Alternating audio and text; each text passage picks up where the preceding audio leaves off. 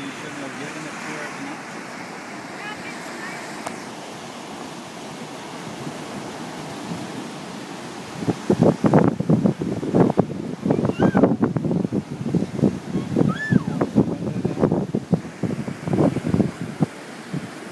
The sign out there, what is that sign, that red one?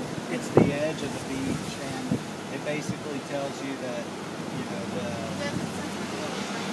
there's a drain area right there, not to walk on there. Gotcha.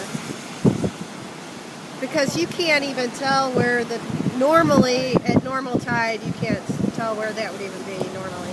Where the waves are breaking, that's where it is, right? Usually. Right where that water's breaking like that, it's right where the edge. Are you sure? It seems like it's farther out than that.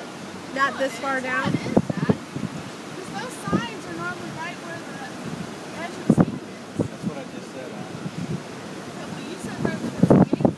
Which is in front of it, the sign. Well, I mean, it's a little bit in front of it, but the height, that Not very sign, far. Ash,